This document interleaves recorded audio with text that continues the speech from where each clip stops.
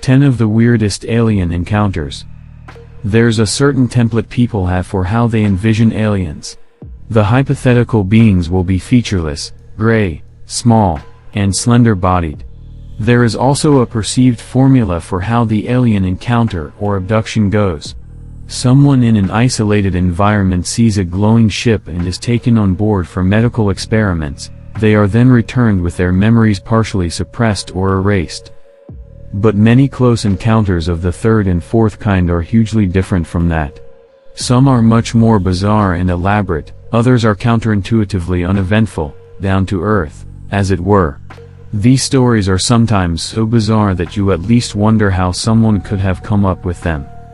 Are we saying that any of these encounters with non-earthlings are real?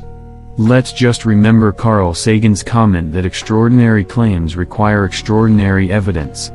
Almost every instance here features rather ordinary evidence. Nevertheless, the stories are not to be missed. Malaysia's Tiny Aliens.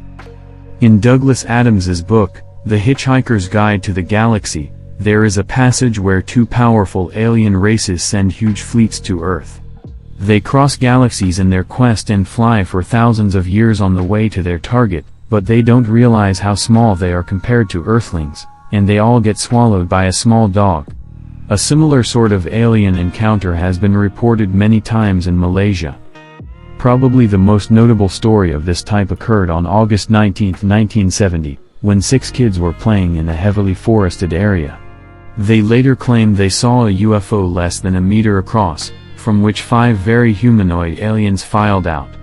The main visible difference between them and a human being was that they were about 8 centimeters, 3 inches, tall. 4 wore blue outfits while 1 was in yellow with a spiked helmet, whom the children interpreted as being the leader. They went to a tree and were attempting to install some sort of aerial device in it when one of the kids, identified only as K. Wigner-Swarren, attempted one of the few alleged civilian abductions of aliens. Unfortunately for him, it turned out that the aliens all possessed ray guns and began shooting at him and his schoolmates, driving them away and inflicting an insignificant wound to Wigner-Swarren's thigh. Cardiff's fleet of space thieves. Earlier this year, the United Kingdom's Ministry of Defense released a case file of hundreds of reports they received of UFOs and alleged extraterrestrial activity. By far the most high-profile story released was found on page 167 of the document. In 1992, a man in Cardiff, Wales, reported that he and friends were out camping when they saw a group of 12 to 15 UFOs over their campsite. The fleet then abducted their car, a dog that was at the site, and their tent. You wouldn't assume that would require 12 ships. The man was quoted as saying that the theft left him gobsmacked. How exactly a tent and car can be abducted as opposed to stolen was not explained.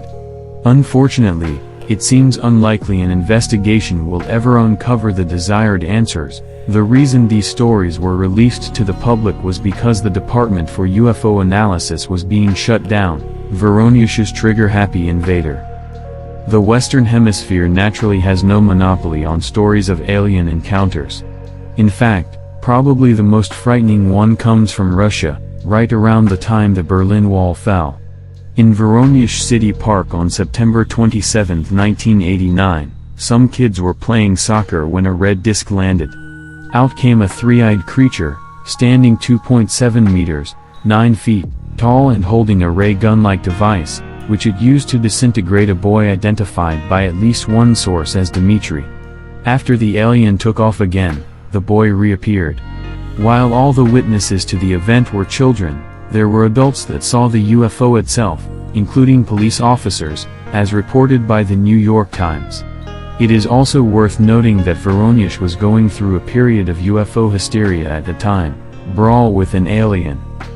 In 1954, Gustavo Gonzalez and Jose Ponce were driving their truck along a lonely road outside Caracas, Venezuela, when they rounded a corner and found a large luminescent sphere blocking their way. Gonzalez got out to investigate, more irritated by the fact that someone was disrupting traffic than by the fact that a sphere was hovering over the road in front of them. At that point, A hatch opened on the ship, and out came 3 short, hairy humanoids. One of them jumped on Gonzalez, who was barely able to shake him off at first because the alien was both light and extremely strong. In the scuffle, the alien threw him 4.5 meters, 15 feet, through the air. Gonzalez then drew his knife and attempted to stab the alien, but its body was made of steel, and his blade slid off. Still, the aliens were intimidated enough to get back in the ship and fly away, leaving the pair to report their odd encounter to the police. They got a surprise corroborating report from a police officer who claimed he had seen the whole thing, an alien cookout. Some people seemingly don't get too worked up about encountering aliens. Among them is Joe Simonton. On April 18, 1961, in Eagle River, Y, a spaceship landed near his home and Italian-looking aliens disembarked. Of all things, the aliens evidently set up a grill and started making pancake-like foodstuffs. Rather than abducting or threatening Simonton in any other way, they asked him through mime to fill a jug with water, which he did. When he came back, he saw that the aliens had finished making some food and asked for some. He got 4 cakes, one of which he ate. Later, he sent a few to local universities, which reported that the ingredients were all of earthly origin. If Simonton could encounter beings from beyond our world or understanding and mostly think to just fill their jug with water, it must be said that perhaps he was even stranger than the creatures he claimed to have seen. Much more bothersome, according to reports, were the journalists who kept showing up at the farm and interfering with his work, aliens out for fertilizer. Similar to Joe Simonton's story in terms of amazingly casual encounters of the third kind was Newark farmer Gary Wilcox's meeting with aliens on April 24, 1964. Seeing a cigar-shaped object he mistook for a crashed plane, he rode up to it on a tractor. It turned out to contain 2 beings in clothing that hid their faces. They told Wilcox that they were Martians and then began asking him questions. This lasted for over 2 hours until they eventually got down to business and explained that they were attempting to terraform Mars by way of studying samples of Earth's soil. To that end, they asked for a bag of fertilizer, as they had no cows on Mars. Wilcox obligingly went to retrieve a 75-pound bag, only to find the Martians had left before he got back. So he left the bag. When he checked on the spot the next day, it was gone. Pier Zanfretta and the Lizard People. We now head over to Italy, where a private security guard was driven to unusually dangerous extremes by an alleged encounter that left behind atypically strong, though still hardly conclusive, evidence. On December 6, 1978, he was out doing his rounds when he saw 4 lights coming toward the house he was guarding. Approaching the lights with a pistol drawn, he saw that they were 3 meters, 10 feet, tall, green-skinned, mouthpiece-wearing reptilian things with spikes extending from their heads. He claimed the aliens then seemed to hit him with some sort of heat beam. He sprinted away, radioed in, and then broke off contact, having to be found by a later security patrol. When he saw the other guards, he aimed his gun at them but fortunately didn't fire.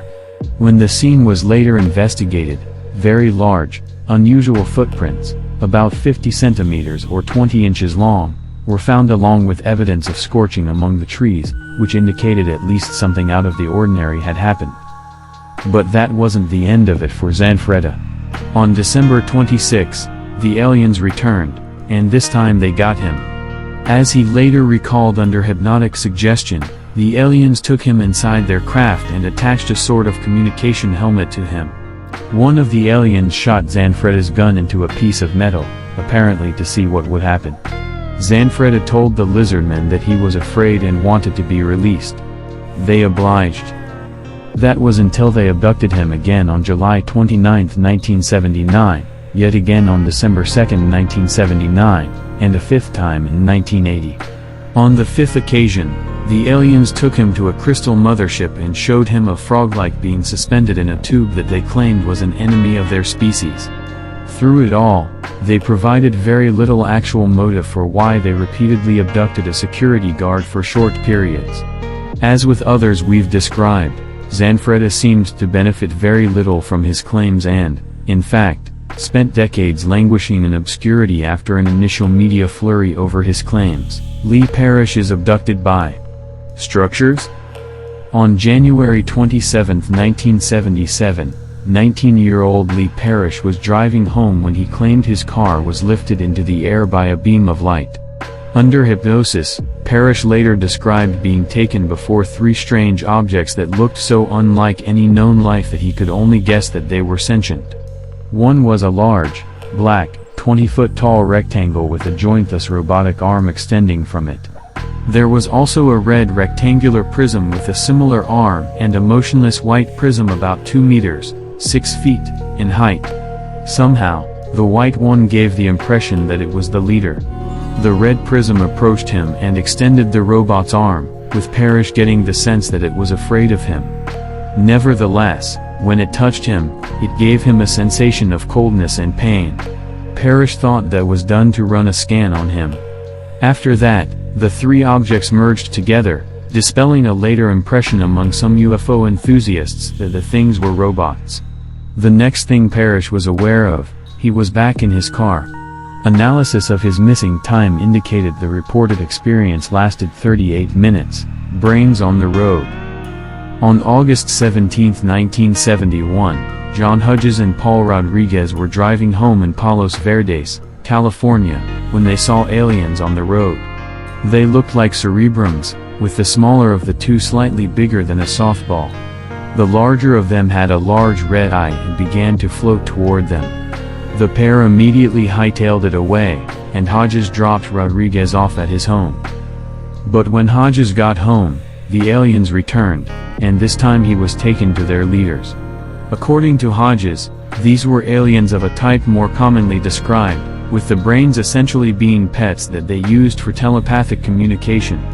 Why they would let the brains wander free or reveal their existence to their first human contact was not explained. Aliens elaborately stalk Ed Walters. In 1988, Gulf Breeze, Florida, became the epicenter of a string of UFO sightings and photographs, mostly centered around one Ed Walters.